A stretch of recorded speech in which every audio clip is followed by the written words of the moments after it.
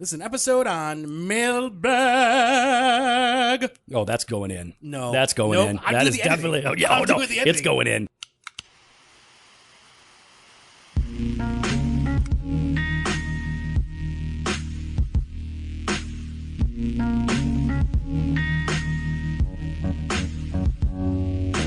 Welcome to Doctrine and Devotion, where Jimmy sings and I speak reason, No. wisdom, No logic, and scripture. My name is Joe Thorne. I'm the lead pastor of Redeemer Fellowship in St. Charles, Illinois. And I'm Jimmy Fowler with the pipes. Like pipes. I got Yeah, pipes. and Singing you got pipes. I know. got pipes. Yeah, you sing like I can't at Redeemer you Fellowship. sing like Rihanna. Yeah. If I could be so lucky. You do. You sound like Rihanna. Really? Yeah, even when you talk. That was actually probably the nicest. You have like the Oh, wait, yeah, when what? I talk? All right, yeah, stop. you sound like a lady. Hey man, what's up? Nothing. How you doing? You kind of ruined my day. Oh, no, that's a compliment. No, you're not complimenting me. You're Yeah, just man. being rude to me. No, I wasn't being rude. I was Yes. saying like you remind me of Rihanna in many ways, vocally. Sometimes the way you dress, Oh, come on now. a little bit. You could be a little revealing. I just want you to know I love the way you lie. Let's see. Exactly. Thank you. I like that. So yeah, man, what are we doing today? We're gonna do some mailbag. I Do think, some right? mailbag. We're smoking. Oh We're yeah. We're at the cigar We're shop. at the cigar shop, yeah. Steve McCoy is pretending not to listen to us. I know, but he's got one ear with headphones, the other ear with nothing. I see you. Now he's laughing. He's chuckling to himself. I'm pretty sure you're wearing a Thundercat shirt, aren't you? And why? Is that Thundercats? Yeah, that's. Let me see it. Is that Thundercats? That's Thundercats. That's Thundercats. No, it's a Gander Mountain. He wears the same Gander Mountain T-shirt every time he comes. He wears 2 T-shirts when he comes to the cigar shop. And the It's either- same sweatpants. All the time, all the time. It's Gander Mountain, or what's the other one? It's a gray one. Yeah, but you always wear it. You always wear it here. Oh. And stop sending us Steve Furtick text while we're trying to I know. Record. Stop it. I know you Look like at this. Furtick. Did you see this? It's oh my gosh. I It's know. really I know. funny. Ed and Furtick are about to put out some new content, but we don't want you to share that with us. You got. That's not true. That's not happening, There's right, this thing. Steve just sent me this thing. It says, so it's that line from Gladiator. Are you not entertained? Are you not entertained? So he's got Stephen Furtick with his hands out. It says elevation on top, and it says, "Are you not entertained?" That's pretty Yeah, good. that's pretty good. That's all right. I mean, it's kind of mean. Kind of low blow, Steve. Yeah, I don't know why you got to pick on the dude. I know. That's kind of low hanging fruit right there. Why don't you get your, up your game, your insult game. Yeah. All right, so we're gonna do mailbag. Let me try and bring up the mail. All right, I've here. not seen these. All right, here we go. This is from Ken. We're just gonna say Ken. Subject is prayer. Hello. Hello, Ken. I read your brief message praying for your pastor. So this is an article that I wrote somewhere. And I found it insightful. On that note, what is your opinion at the beginning of a worship service for a man to pray for the pastor prior to him approaching the pulpit? Do you believe it to be an act of worshiping a man or a godly part of the worship service? Thank you for your time and the Lord's blessing upon you, Ken. So he's asking, are you allowed to? Is it right to pray for the pastor at the beginning? Yeah. So if you pray for a guy to preach, and think of that being done in its worst forms and in its best forms. Maybe he's seen a worst form of this. Fair enough. In the worst form, I think is maybe idolatry of the pastor. It could be, right? You know what I mean? Where it's like, Where it's nothing he's got the mantle. He's bringing the word of God, and we can't read it ourselves, so we need him to disseminate it to us. Right. So you don't. That's worst case scenario. So yeah, you don't want it to be the kind of prayer that exalts the man. Yeah. All right. You want it to be the kind of prayer that shows this man is dependent upon God, and apart from God, he's got nothing to say. Yeah. So in general, we're very much in favor of praying for people before they preach. Yeah. Every time I preach, Joe is praying for me and the congregation. We have to pray for Jimmy. It is like we got like a small group of people praying for Jimmy in the basement while he's preaching, just so that he doesn't screw up. Or hand gestures. Oh yeah, please don't make any more hand gestures. He's famous for making one hand gesture. That kind of grossed everybody out one time. It's gonna make me sound horrible. That was in preaching lab. You didn't do it in the sermon. I don't do it in the sermons. So yeah. Well, and then one time you used an expression. One time in preaching lab, you used an expression that everyone found very offensive, and you're like, "Oh, that's not offensive in Canada." Yeah, I know. I was like, using well, we're not in Canada. I was using a Canadian expression. So yeah, actually, Ken, we think it's good. So there's a bad way to do it. I think if you're going to pray for somebody before they're preaching, you don't need to extol them. You need to ask for God's favor to be upon them. Yeah. Think about it like that. That would be my recommendation. All right. So how about this? We just got an email from a guy named Tim. All right, Tim. Go, Tim. Tim says this. The subject is causing one of these little ones to stumble. All right. Hey, brother. I love my kids. I think I'm supposed to. I always try to teach them the best that I can what the Lord would have them do. And like Paul, I sometimes have to say, I, not the Lord, say, some things are in Scripture and some are not. Worship on Sunday is not. Wait, what? Wait, hold on. Say it again. I'm sorry, hang on. All right. Worship on Sunday is not. Okay. Is not in Scripture? Is that what he's trying to... Is that... Okay. All right. Well, Tim, we're going to disagree with you there. All right. Finish all right, it. Maybe worship maybe on it's a Sunday is typo. not. Smoking is not. True. New Testament, I think he means New Testament 10% tithing is not. Okay. Yeah, that's fine. That's true. Out of those examples, only one. Okay, so he's saying these things are not commanded in Scripture. We would actually disagree with the Sunday worship, but all right. Out of those examples, only one can kill you and others around you. Quote, if you cause one of these little ones to stumble, end quote, I don't want my kids to think smoking is okay. Not a sin, but not okay. It can kill them. If by our teaching one person gets cancer and dies, was it worth it? If I am fat, as I am, as Spurgeon was, is that okay? No, and I know it, and I teach my kids that, as I try and stay faithful. Exercise isn't a biblical command, but it's stupid not to. My body hurts like crazy unless I do. When Paul didn't eat meat because he didn't want the weaker in the flesh to stumble, he was just crucifying the flesh daily with its passions. Okay. If I flaunt my flesh because I believe I have the freedom to, but actually I'm just causing people to stumble because of personal peace? Question mark. Okay, so this is, grammatically there's some issues. I'm just trying to read it straight. Does it spread peace or strife? Does it end up in the morning papers and ruin our witness? Does it cut our lives short, as it possibly did for Spurgeon at 58, where we could have reached another million? I will not use my freedoms to cause others to fall away, regardless of my passions. So Tim is anti-smoking. He's taking aim at one of our practices. He's not being a jerk about it. No, he's not. I don't Tim, feel like he's being aggressive in any sense. You're not aggro. We totally respect you coming to us. I appreciate the opinion. Appreciate you, bro. Appreciate you. Okay, so Jimmy, got any responses for Tim? Yeah, I mean, I think the first thing Joe had already said, I think we're going to disagree with you on the Sunday worship, the corporate worship. Make sure you're doing that. Then as far as smoking goes, I mean, I know we talked about this and, listen to episode 4 read the article, Christians and Cigars. To the Glory of God. Nope, it's just called Christians and Cigars now. Is it? Oh, okay. I've read on it. our blog. You read the old one. This is the edited, updated version. We have a blog? Yeah, we do. Yeah, Tony Dopke. Oh, yeah, my bad. He runs that My thing. bad. Yeah, I mean, I guess I would say, okay, so you're talking about people smoking, are you talking about cigarettes? Are you talking about cigars? What are you talking about there when you're saying with the health issues and health concerns and people dying from that? I mean, is the same vigor, and I think you've already kind of hit on it, the same vigor for weight loss or for watching our consumption when it comes to alcohol, when it comes to food, and anything. I mean, I think moderation is key here. So, yeah, I guess I'm trying to understand. Are you hitting cigars? I feel like he's hitting cigars mainly because he's talking about Spurgeon, not necessarily cigarettes. Cigarettes is maybe a separate issue. No, he's just talking about smoking in general, cigars in particular, I think, if he's going to be narrowing it down. And so you said a couple of things here that I think are important. One is you're talking about causing people to stumble. Mm-hmm. Now, what does it mean to cause someone to stumble? Does it mean that they die? You're using that example. What if I cause somebody to die? By the way, secondhand smoke ain't killing anybody, so we can knock it off of that stuff. Oh, but, my wife has arguments with Joe about this. Oh, yeah, okay. Yeah. Find one person who's died of secondhand smoke, please. Find that person. Find that person. So, hey, you know who's walking into the lounge right now? Jarhead Mike. Hey, Mike. How's it going? Mike is Mike's. I met Mike here at the cigar shop. I don't know, a couple years ago, Mike. Yeah, at least. And so Mike is a veteran, and he's one of our Redeemer men now. Good to see you, brother. We met.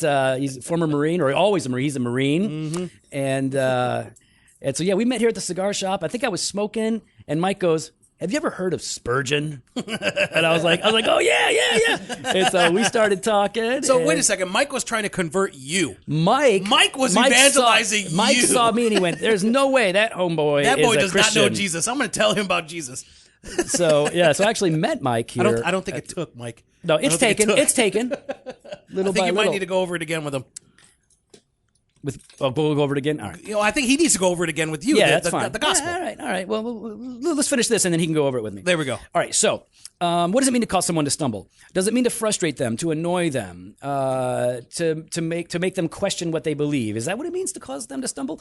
Or does causing a brother or Christian to stumble, in Pauline thought, does it mean to encourage them to go against their conscience in returning to some of the habits that they were into when they were non-Christians? Yeah. Specifically, usually they are associated with idolatry, specific idolatry. So eating meat sacrificed to idols. It wasn't a vegetarian issue.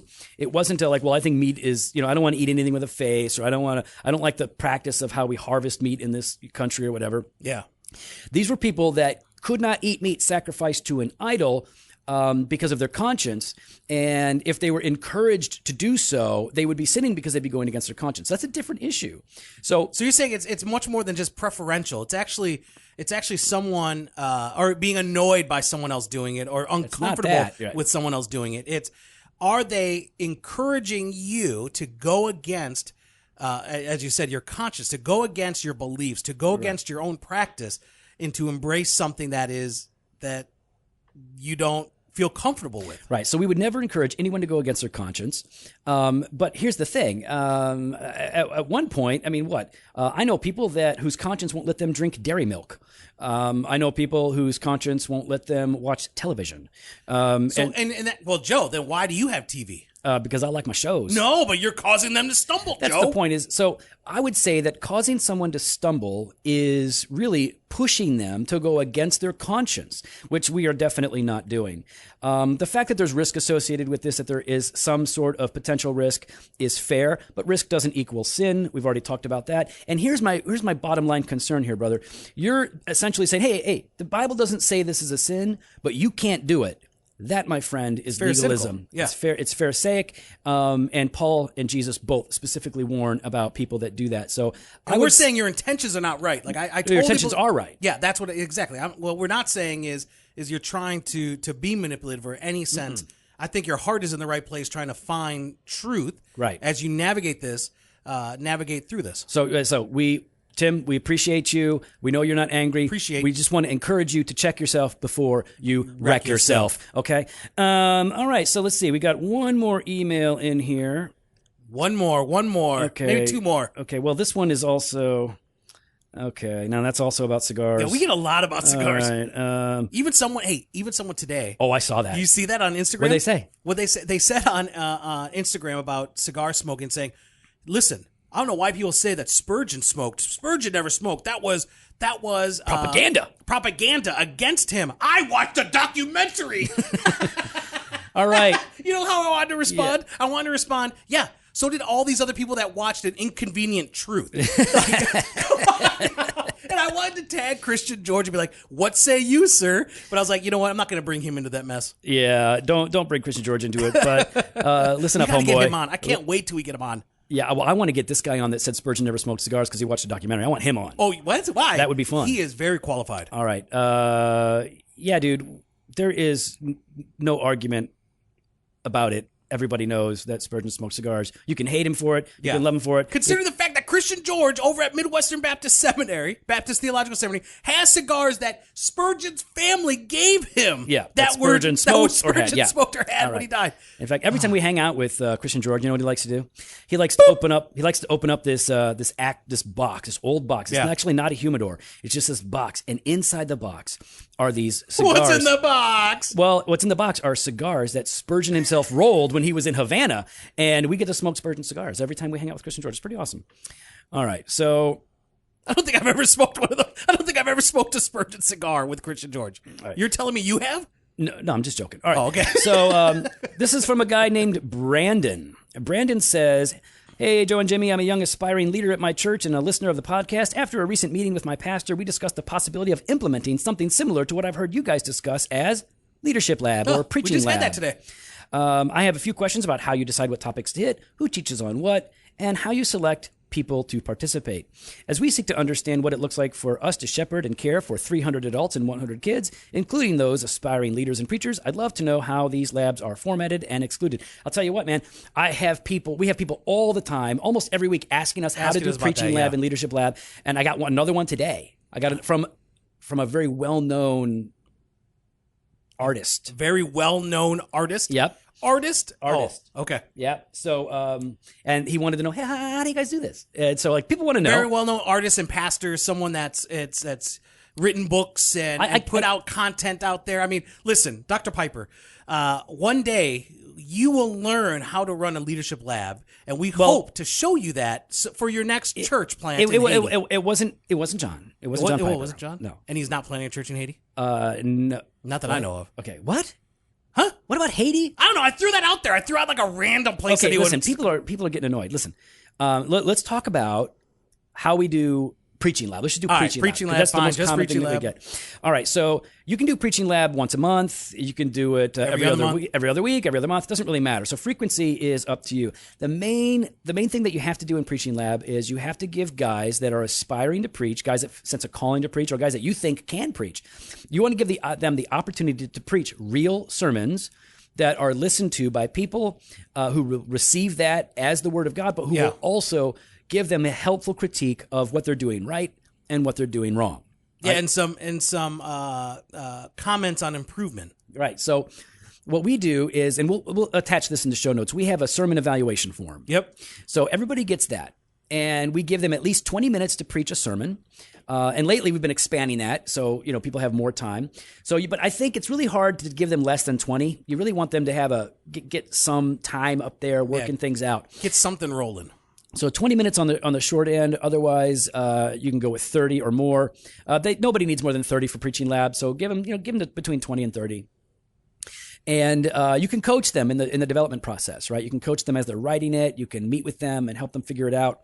But when they're preaching, Jimmy, and we're filling out this form, they're doing their thing. When they're done, what's the first thing that we do in verbally evaluating what we just listened to? Yeah, we tell them what worked. What is it that we liked, right? Like whether it was maybe a certain line or phrase, or maybe their organization or their sermon summary, or maybe an illustration, or hand gestures or eye contact, whatever it is, their presence. We really hit on what went well. So you guys know this. Like when you're going to offer criticism, it's offer a sandwich. What? Offer a sandwich. I have no idea. Oh, you're doing your sandwich thing. Sandwich thing. You give them something good. Yep. Then you give them all the bad things, and then you end on good note. Who wants to eat a sandwich that has bad stuff in it? That doesn't make any sense. Nobody wants to eat that sandwich. Oh, you eat the sandwich all the time. First of all, the good and the good on the either side is the bread. The most important part of a sandwich is the meat in between. Why are you exactly? You're saying it's bad. You're giving them the fluff on the outside, and then the meat on the inside. All right. That's the way we deal with it with you, Joe. Okay. Let's just say it this way. We start with the good, what worked, what we liked, how maybe they got the gospel right, whatever it is. So Jimmy gave a bunch of really good examples. And then we move into, what didn't work or what was lacking. Or what, if they're preaching tomorrow. Right. We always say that. If you had to preach this tomorrow, or if they had to preach this tomorrow for the congregation, what do they need to include that was maybe missing? Or if they have more time, what could they add to this? So, and what are some of the things that we might typically point out to people? I think one is organization. So organizing your thoughts, making sure that there are some basic points that we could, so people could follow along with. I think probably, would you say 8 out of 10 times, Joe? And I'm really kind of guessing when I say that. 8 out of 10 times, an issue really has to do with the sermon summary. Yeah, that's very, very, I think that's fair. 8 out of 10. We push our guys really hard to have a very clear and succinct summary of the whole. Like, what is the main point? Clear, succinct, and memorable. Yeah, we want them to, because if you can give people a summary of what, so like Don Jones preached today. Yeah. Don Jones, like the head of Bible at Crossway, Bible Division. Way to name drop. Okay. Nobody knows who John, but you know what? You can watch the video link in the show notes of Don talking about the Reader's Bible. Yep. It's pretty cool. Yep.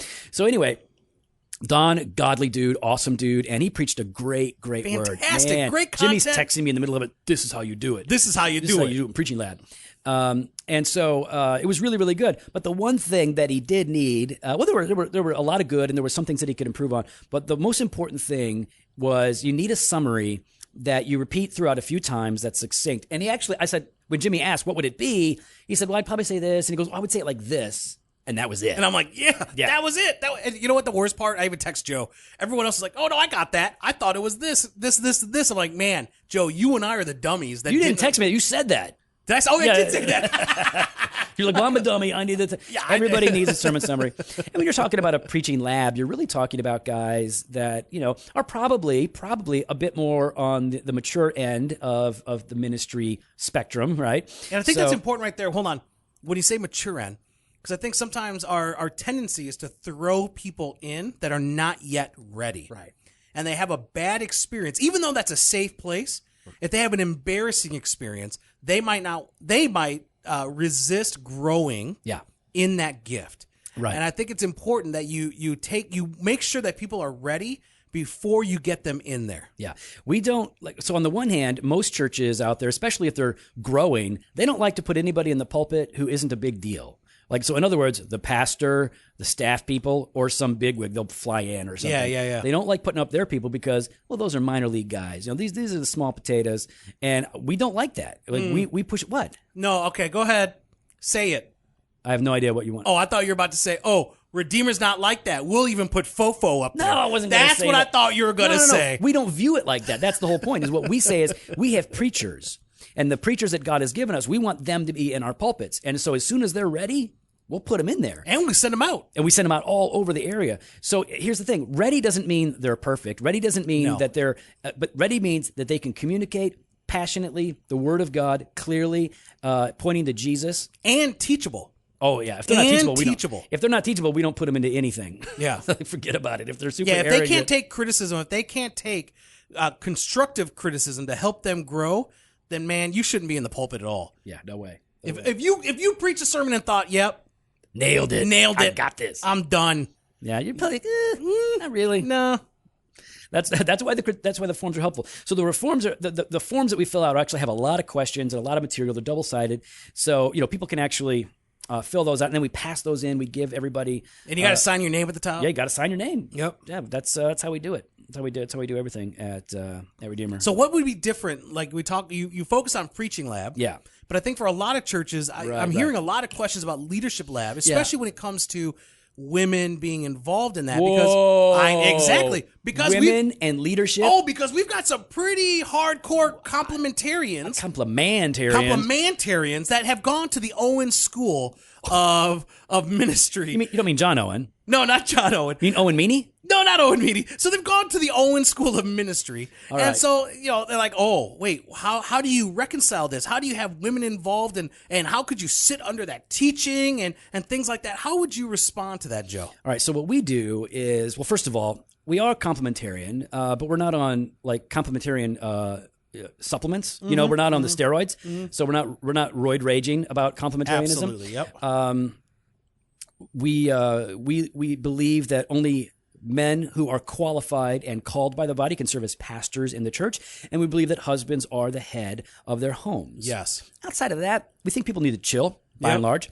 And so when it comes to women in leadership in the church, it really depends. If we're being very, very specific, we would say, well, the leadership in the church are elders, and that's only going to be men who are qualified and called. Yeah. But outside of that, we have women that serve as deacons, and we have women that are teaching, certainly teaching other women, women that are writing, women that are speaking. Women are called to lead in various aspects of their lives. They're called to lead in their in their ministries, right? And so we have women that are going to be writing, women that are going to be speaking. My wife speaks. She speaks around the country. She writes, and that's a leadership role. It's not a leadership role in the church in that she has authority, but it is still a leadership role. So Leadership Lab is something that we've opened up to men and women, and we want to help people in their leadership in whatever area they're called to lead. And so Leadership Lab allows people to preach, teach, lecture, and get feedback on that. So like today at Leadership Lab, we had Dan the Man Salufis. Yep. And Dan just drops hardcore academic knowledge. Yep. He gave a 3-part lecture on Martin Luther, which I'm hoping he's going to send it to us to make 3 blog posts out of. I know. I was thinking the same thing. I was like, hey, man. I was going to talk to you about that. Like, oh, we need to get this. It's really good. It's just smart, and it's And it takes him a lot of time, puts a lot of effort into it. So Dan is more of the academic lecturer. He's not a preacher in that sense. But then we have, women that'll get up and they will preach. And I'll call it preaching. I'm not afraid to call it preaching. They're heralding the good news. Yeah. And so maybe your view is that they should only ever preach to women. My view is women can preach, and they can preach even to mixed audiences. That doesn't bother. At a conference, don't care. I'll go to a conference, and if a woman is speaking, I'm ready, because it's not the church. She's not speaking as a pastor. She has no authority over me. Yeah. So I'm fine. But whatever your view is, even if you are hardcore complementarian, women are still called to preach, and maybe they're only preaching to women. And if you're not helping them, if you're not putting your best preachers and your best teachers in place to help them become the best preachers they can be in their context, then you're doing them a disservice. And ultimately, you're neglecting the sheep, so you should repent. So anyways. And actually, you know what? Courtney Reisick mentioned that, right? Like she kind of said it in softer terms, but one of the things she said Softer because she's feminine? No, dang, dude. No, because she's not as aggro as us. She's not as aggro as us. Okay. But she mentioned about, she never really struggled in the same way a lot of other women do. About theological development among women. Exactly, because she had men in her life that encouraged her and pushed her to grow deeper in her home, and in her church. In her church, exactly. So she went to Bethlehem. Her father and her pastor. Yep, and they both were like, we got to get these women going. That's right. Get them doing their thing. And so what is it that, that's a whole separate episode and everything about they've listened to it by now. But I'm talking about like whole separate episode of what is it that for men to, especially as pastors, to neglect the women in their church. I think we talked about that with Jen when Jen was on. We just do such a great disservice to our call and to women in our church if we are not encouraging gifted women who are called to proclaim the good news and to teach other women and to teach us. Yeah. We're holding them back, and it's just not right. So Leadership Lab, think about this. Like this is important to us because we recognize the value of raising up leaders to send out. Because if you're not discipling, okay, if you're not discipling properly, you're not going to be raising up leaders. And if you're raising up leaders, you can do more discipling. If you're raising up leaders, you're going to have church planters, you're going to have elders, you're going to have deacons, you're going to have Sunday school teachers, you're going to have small group leaders. So raising up leaders is critically important. And the more leaders that we have who are ready to enter into public ministry or whatever it is by God's calling, like we're playing a role, and we are exponentially increasing the influence that we can have for the kingdom of God. Yeah. So we think Leadership Lab and Preaching Lab are good ideas. We separate them, though you don't have to separate them. I suppose you could do it all together and just say, well, some of these guys are preaching for this aim, and but we keep them separate because we also have a pastoral development track, and so we got those guys, and those guys go to both of these things. Some people only go to Leadership Lab, and then so other guys go to both. But it's a great opportunity, and I'm more and more people are doing it, and I'm glad that they are. Yeah. I just don't know why we're slow to do this. How else do you expect to get people ready? Listen, when I was in Bible college, I was preaching frequently as a sophomore, junior, and senior in Bible college at my local church. We had Sunday night service, so he was throwing me in there all the time. Sunday morning, if he couldn't make it, I was in there doing it. And that really helped me to get a sense of what my preaching voice is. Yeah. Right? Because learning to preach isn't just about learning how to put the pieces together. It comes from the habit of actively doing the work. And it takes a long time to not only get comfortable doing it, but to sort of find your way. Yeah, your rhythm, your voice. It's really in your voice. That's the phrase you used, yeah. And it's otherwise, until then, you're either figuring it out or you're copying someone else. And so it takes a lot of repetition. So we want to give our guys as many opportunities as possible. So they've got Leadership Lab, Preaching Lab, and they also have opportunities when we send them out to preach at other local churches here in the area. Absolutely. You know what? We'd love to hear your guys' thoughts. You can follow us on Instagram and Twitter at Doc and Devo, or on Facebook /Doctrine and Devotion. You can head to the website, doctrinedevotion.com. There you can sign up for the email blast. You can hit up the store, and you can sign up for the Doctrine Devotion 2018 Conference on the Spirit and the Church. We've got fresh pod every Monday and Thursday. We've got weekly content as far as blogs and video content, so be on the lookout for those. Later.